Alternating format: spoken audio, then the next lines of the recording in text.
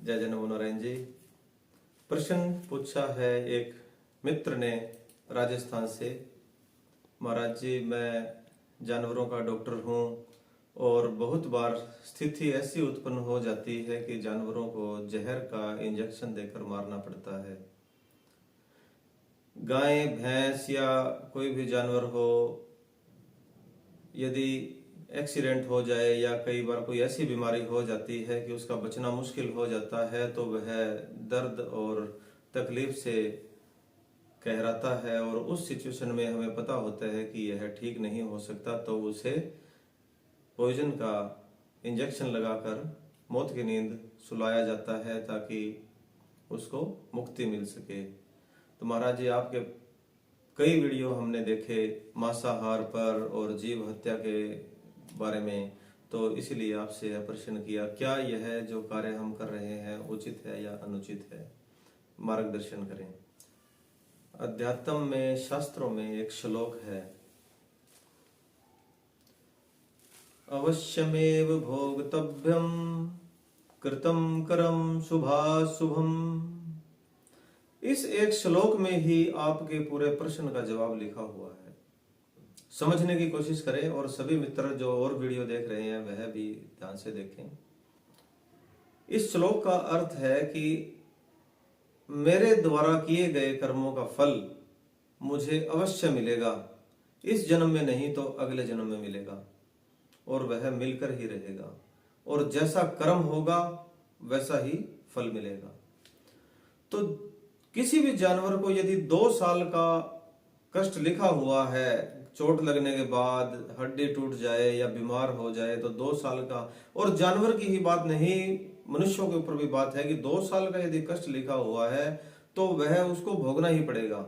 और जो व्यक्ति पहले सुसाइड कर लेते हैं या आप जिन जानवरों को इंजेक्शन लगा देते हैं, पॉइजन का इंजेक्शन लगा देते हैं, तो वह अगले जन्म में उनका जो कष्ट है वह प्लस होकर उनको मिलेगा, तो फिर से भोगना पड़ेगा।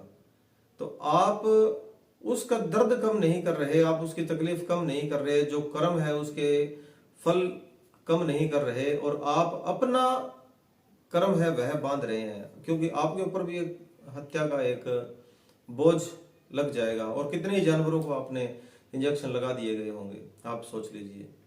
तो श्लोक में साफ साफ लिखा है कि आप ऐसा कभी नहीं कर सकते और कभी ऐसा हो ही नहीं सकता। प्रकृति का नियम है कि जो कष्ट लिखा हुआ है वह मिलकर ही रहेगा। इस जन्म में यदि मिल नहीं सका किसी कारणवश, तो अगले जन्म में अवश्य मिल जाएगा।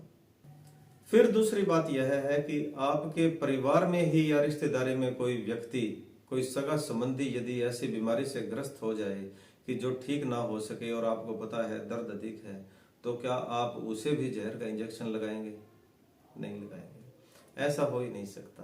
कानून में भी ऐसा कोई प्रावधान नहीं है कि आप किसी को पॉइजन का इंजेक्शन लगाएं। तो ठीक उसी तरह जीवों में जो आत्मा है वह समान है। चींटी की आत्मा हो या हाथी की आत्मा हो, किसी की भी आत्मा हो, वह समान है। तो आपको कोई अधिकार नहीं है, आपको ऐसा कोई अधिकार नहीं है, हक नहीं है कि आप उनकी हत्या करें। आप अपने पेशे से चिकित्सक हैं तो आप औषधि देकर आप उनका दर्द कम कर दीजिए। कुछ आप उनको नींद की दवाई दे दीजिए, इंजेक्शन लगा दीजिए कि जिससे उनका कुछ समय है वह कम दर्द में बीत जाए। लेकिन जितना समय उनका बीत जाएगा वह उनके कष्ट कम ही हो रहे हैं। जो भी जीव दर्द में, तकलीफ में यदि कष्ट भोग रहा है तो वह अपने कर्म फल को भोग रहा है।